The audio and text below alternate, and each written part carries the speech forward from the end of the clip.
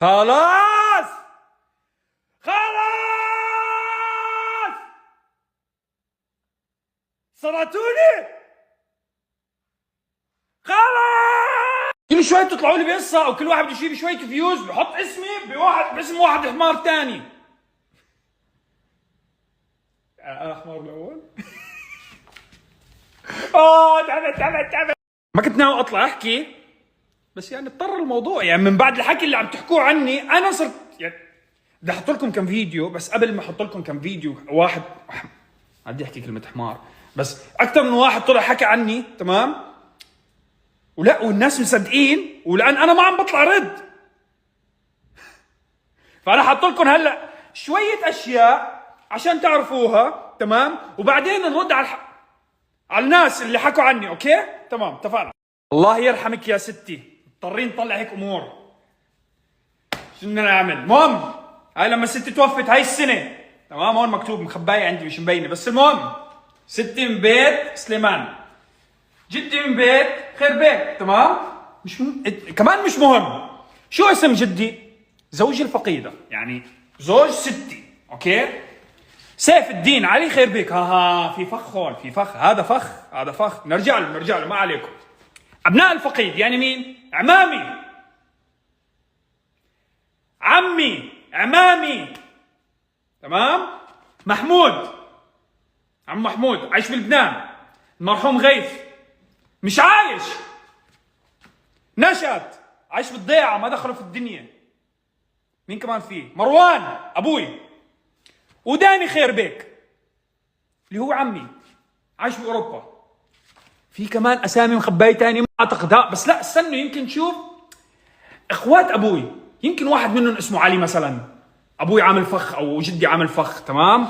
بنات الفقيد سوسن وغيثاء، طبعا اهلي ما كانوا له يعني يتعبوا بالاسامي فسموا غيث وغيثاء، فهمتوا؟ ما علينا من الموضوع. الاخوه واخوات ستي وسهرنا واسهرنا وابصر مين ما دخل ما بقى يعني. شوف الاسماء، هاي الاسماء يعني ما هاي. تفضل اقرا على كيف. هاي مبدئيا ورجيتكم مين عمي، من خالي، من جدي، من ستي، من امي، من ما يضل حدا يعني ما قلت لكم عنه. هاي الاي دي خلص خذوا عيشوا حياتي. هاي طلعتها انا جهزتها.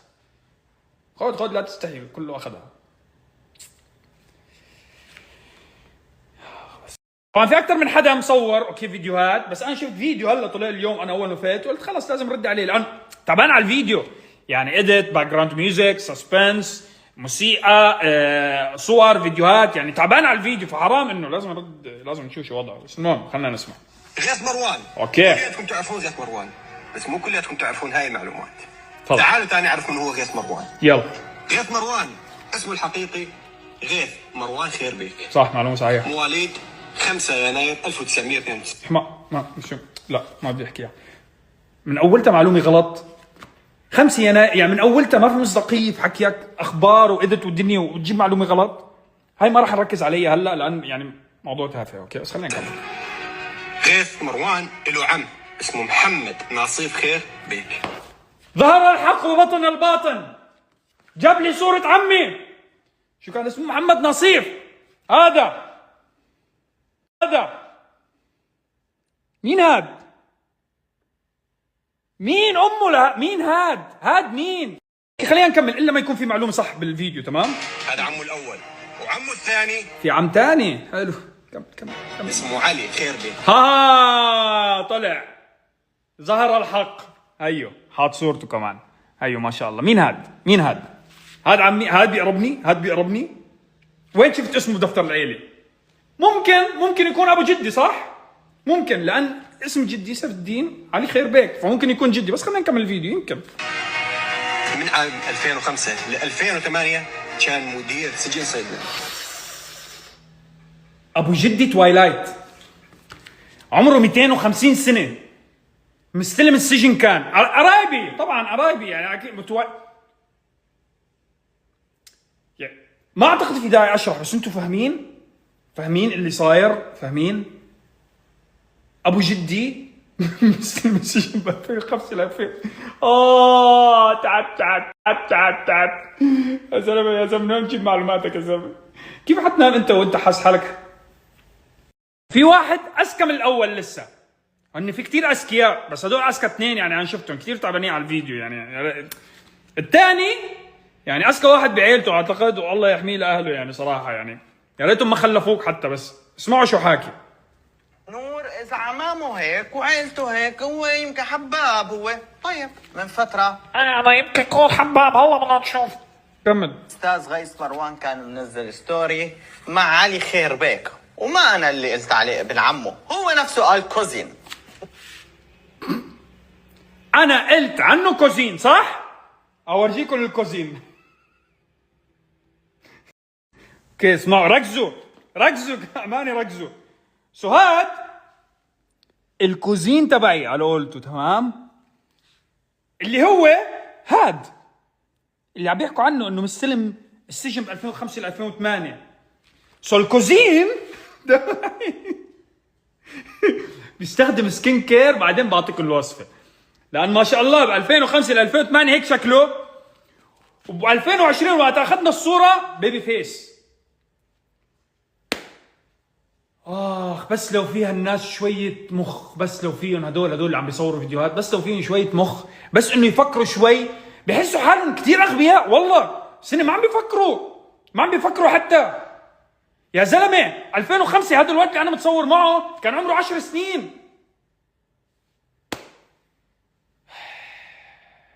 كوزين والله كوزين. فعم نكتشف بالاخير انه هاد ما بعرفه ولا بيعرفني ولا بحياتي شفته، وايام قريش كان عايش ما دخلني في امه. وهاد كمان ما بعرفه ولا بحياتي شفته ولا بيقربنا ولا بنعرف عنه شيء. خلاص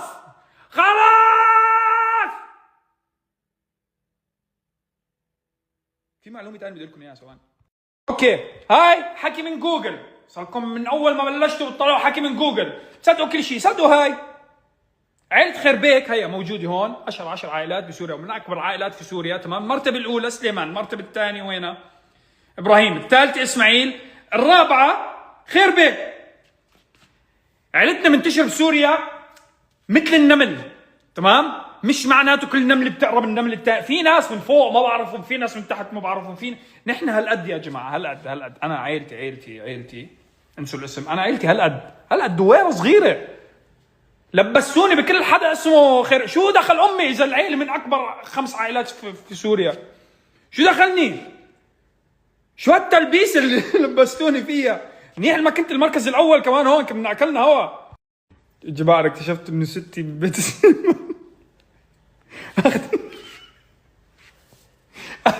اخذين المركز الاول والرابع، والله هلا انتبهت. في اكثر من حدا حيطلع يقول انه ما انت كنت طول الوقت ساكت من الاول، ما انتم مش فاهمين. انا اول ما صار الموضوع وابو كلثوم عم بيهرب على الطياره، تمام؟ انا فقت من النوم لقيت كله عم بيسب ابوي اللي دخل. بعدين لما اكتشفت انه ما في شيء، صفحه ابوي الحمد لله بيضة وما فيها ولا اي شيء، شيكوا على النت مين من اسم عيله خير بيك وسخ جدا جدا جدا. علي خير بيك الكوزين تبع غيث. طبعا وين الحلقه الاخيره؟ قال انا اسمي مضر، قال انا ضاحك على الناس ومخبي على الناس كل هالسنين، وقال انا اسمي مضر. وقال شو؟ ليش مخبي على الناس؟ والله ما بعرف، ما طلعوا سبب. بس نتفليكس وحياة امي نتفليكس، انتوا الاشياء اللي عم تحكوها هاي انتوا قد ما لازم يقطعوا عنكم النت، لازم يقطعوا عنهم النت هدول البشر، لان مش طبيعي تأليف الحكي. عزات يلا شيل من كيس الزباله. علي خير بيك حطه مع غيث. مين هاد؟ محمد نصير حطه مع غيث. حطه مين هاد؟ ما هذا الجديد، خليه مع غيث هلا اللي ما يجي. خلص هون برجع بعيد، انا ما لي علاقه ولا 1% من الاشياء اللي عم تنحكى على السوشيال ميديا. هذا الحكي عم بحكيه للاهالي، لان في اهالي كثير صاروا شاكين عن جد بالموضوع، لان انا ما عم بطلع احكي. فهذا الحكي لكم عمتو خالتو عمو مرحبا، انا ما لي دخل. هدول اشاعات ناس من الزباله طالعين قاعدين بيصوروا سوشيال ميديا وبيعملوا اشياء كذب، فالناس اصلا حرام تصدقهم. ولا حيطلع لك واحد حيقول لك شو؟ حيقول لك ما جبنا اثبات انه، اعطيك اثبات في راسك، شو بدك اكثر من نعوة ستي؟ كوزين. اخرت الحديث، اتمنى الناس الواعيه تتفهم انه هاي اشاعات، لان في تهديدات عم توصل لاهلي، وهذا حكي مش منطقي من واحد بيطلع اشاعه وبيألف وبيكذب وما ضل شيء مورجيكم اياه، وبالاخير تيجي تهديدات لاهلي. اذا صار شيء لاهلي، يعني انا بحكي لكم، كل واحد حكى او كل واحد كتب كومنت او كل واحد حكى كلمه، يعني انتم برقبتكم حيكون في حدا، صدقوني يعني والله مش مسامح ولا اي واحد حيتسبب في اذيه اهلي. يعطيكم العافيه، مع السلامه. لان انا حكيت وبررت ووضحت وفهمت والسلام عليكم وغنيت، يعني ورقصت، شو بدكم. اخرت الحديث مره ثانيه لاي حدا بتشوفوه طالع على السوشيال ميديا عم يكتب، عم بيحكي حكي طالع فايت، اكتبوا له كومنت مثل ما بتكتبوا لي. يعني اكلت مسبات بما فيه الكفايه، فانه بما هلا انه وضحت فوتوا سبوهم. لا احنا اكبر مقام يعني صراحه، ما تسبوهم بس انه ورجوهم قد ايه هن اذكياء. اذكياء، الله يحميهم الله يحميهم. الله يحميهم، كلهم كوزيناتي. وقالكم لا لا، ابوي لا خدم جيش ولا كان ضابط ولا كان رئيس ولا كان وزير ولا كان له علاقه في اي شيء من اللي انتم عم تحكوه. ضربت ايدي. بعدين غيث جيب لنا اثبات. شو بدي اجيب لكم من الاثبات؟ اي اثبات؟ ما في شيء، ما في شيء. انتم جيبوا لي اثبات. انت جيب لي اثبات ابوي انه كان بشي مكان، جيب لي صورته مثلا قاعد في مكتب قدامه ولا شيء ماسك شيء شغله. ما في شيء، تأليف والناس صدقت. وما بلوم الناس اللي مصدق هالكلام، لان من الحكي اللي عم يطلع حقكم تصدقوا، بس اكثر من هيك توضيح ما في. خلاص انا صوتي راح، تعبتوني. ما في شيء. السلام عليكم ورحمة الله وبركاته. انه انت يعني كثير ذكي، يعني مفيعها مع غمزه كمشني. مين عصمت؟ انا اجيب لك حطينا دفتر العيله. شو بدكم اكثر من هيك؟ تعرفوا شو؟ انا ما حشرح اكثر، بتعرفوا انا بشرح. خلاص اكثر من هيك شرح ما في. سنه اللي بده يصدق، اللي ما بده يصدق لا يصدق عادي. ونسيتي كمان شغله بالمره تكتبيها، ما في دخان بدون نار. ضع عينك خلص، يعني بس باقي انه اشيل انا الماسك اطلع ابو كلسون. يفضع عينكم خلص. اتمنى ثم اتمنى لاي حدا عم يطلع عني فيديو او عم بيحكي اشاعات فوق ما وضحت لكم كل شيء، سكتوا. لان هلا انا متاكد حيطلع موضوع ثاني، حيطلع ما انت وياه كنتوا لابسين نفس الكلسون. اتمنى لاي حدا حكيتوا بهالموضوع وفهمتكم كل شيء، اي حدا بتشوفوه عم يحكي عني ما تسبوه، اعملوا اللي بدكم اياه، انتوا ادرى بمصلحتي. تلج عم بتشتت الدنيا التلج والنجمات حيرانين وزهور.